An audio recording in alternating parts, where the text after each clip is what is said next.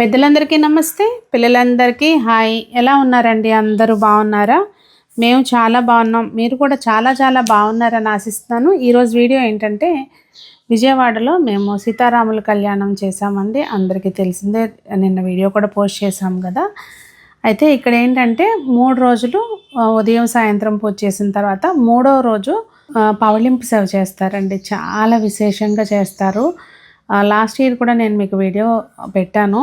అయితే నాకు జస్ట్ ఏంటంటే నేను చూసుకోవటం కోసం అన్నట్టుగా మెమరీస్ లాగా అలా మళ్ళీ కూడా ఈ వీడియో పోస్ట్ చేస్తున్నానండి. చాలా బాగుంటుంది, వీడియో స్కిప్ చేయకుండా చూడండి.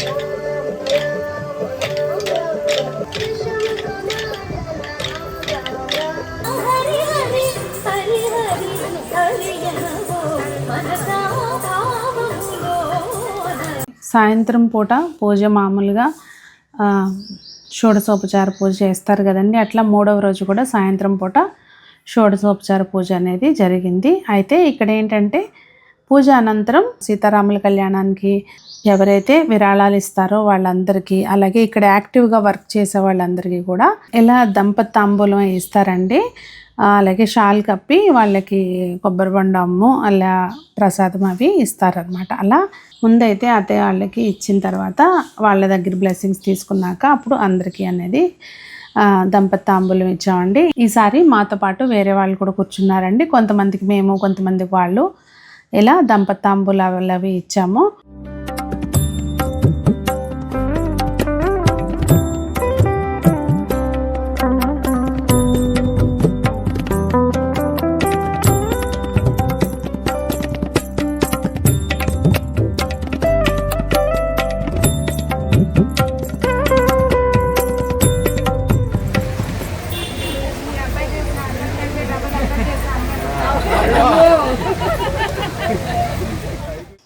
ఇది జరుగుతూ ఉండగానే పక్కన ఏంటంటే అమ్మవారికి వస్త్రాలు మార్చుతారనమాట.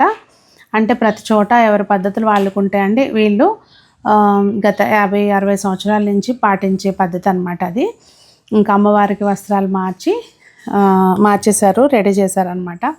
అసలు అమ్మని చూస్తుంటే అండి నిజంగా 2 కళ్ళు చాలవన్నమాట, అంత బాగున్నారు.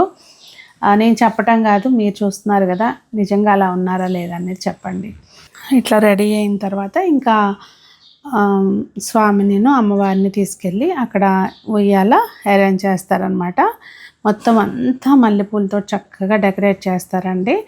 ఇంకా అది అంతా కూడా ఇక్కడ అలంకారం చేసున్న దానిలో ముందు అక్కడ స్వామిని వేయించేపు చేసిన తర్వాత అక్కడ జరిగే కార్యక్రమాలు ఉంటాయి కదా, పంతులు గారు చెప్పిన పద్ధతి ప్రకారం అవన్నీ చేసిన తర్వాత ఇంకా చాలామందికి ఏంటంటే అండి నమ్మకం, ఇక్కడ పవళింపు సేవ అప్పుడు ఆ ఉయ్యాల్లో స్వామికి కొత్త దుప్పటి అట్లా వేస్తే కనుక పిల్లని పుట్టని వాళ్ళకి పిల్లలు పుడతారు అనేది ఒక నమ్మకం అంటండి. వాస్తవంగా అట్లా చాలామందికి జరిగిందంట. అందుకని చెప్పి అలా ఎవరికైనా పిల్లలు పుట్టని వాళ్ళు అట్లా ఉంటే కనుక వాళ్ళు దుప్పటి తెచ్చి వేసుకుంటారనమాట. అలా నమ్ముతారు. ఇంకా అట్లా అక్కడ కార్యక్రమాలు అన్నీ అయిపోయిన తర్వాత ఇంకా ముందు ప్రదక్షిణ చేసుకుంటాం కదండి, చేసేసుకుని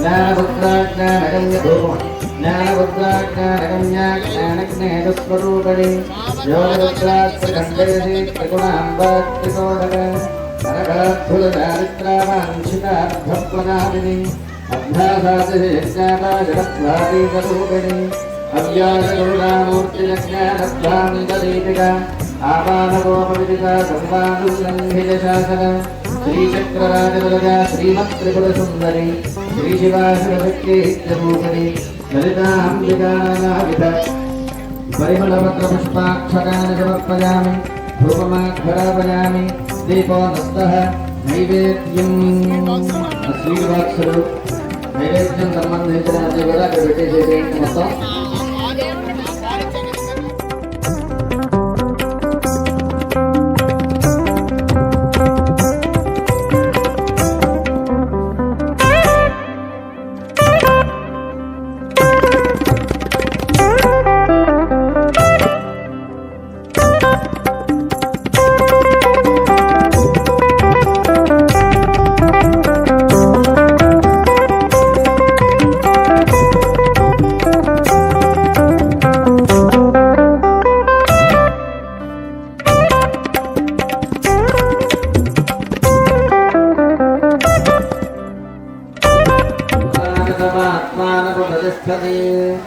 पुनराददे दीर्घादत्वाय वर्तते दर्पणं दर्शयामि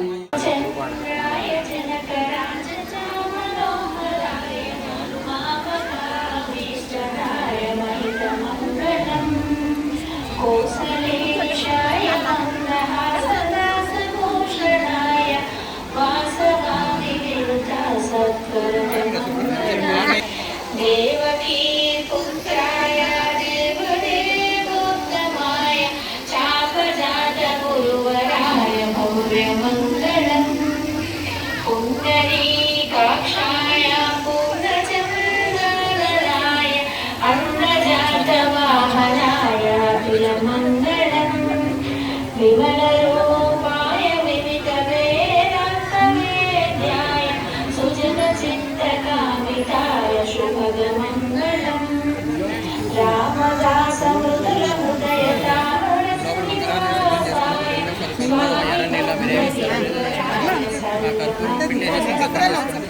स्वामी జై శ్రీరామ్ జై శ్రీరామ్ జై శ్రీరామ్ జై శ్రీరామ్ మండలవాడ వెంకటరమణ గోవిందా గోవిందా మండలవాడ వెంకటరమణ గోవిందా గోవిందా రామచంద్ర మహారాజ్ కి జై రామభక్త హనుమాన్ కి జై పవళింపు సేవ అయితే ఇలా జరిగిందండి. మీరు కూడా చూసి కంటితో చూసినా కూడా ఒక అదృష్టమే అని నాకు అనిపిస్తుంది. అట్లా మీకు కూడా ఒక మంచి ఫీలింగ్ కలిగిందని అనుకుంటున్నాను. మరి వీడియో ఏమనిపించింది అనేది తప్పకుండా కామెంట్ చేయండి. అలాగే మీ ఊర్లో కళ్యాణం చేసినప్పుడు ఇలా పవళింపు సేవ అది చేస్తారా ఏంటి అనేది కామెంట్ చేయండి. ఎందుకంటే నేను అయితే ఇక్కడ ఫస్ట్ టైం చూస్తున్నానండి. అంటే బయట చేయటం గుళ్ళల్లో చేస్తారు కానీ ఇట్లా బయట నేను ఫస్ట్ టైం చూస్తున్నాను. అలా మీకు కూడా అలాంటి అనుభవాలు ఉంటే కనుక తప్పకుండా కామెంట్ చేయండి. మరి అందరూ బాగుండాలి, అందులో మనం ఉండాలి, అందరూ మొక్కలు పెంచాలి, ఆరోగ్యంగా ఉండాలి. ఆ శ్రీరామచంద్రుడి ఆశీస్సులు మనందరికీ ఎప్పుడు ఉండాలి అని మనస్ఫూర్తిగా కోరుకుంటూ మీ సునీత.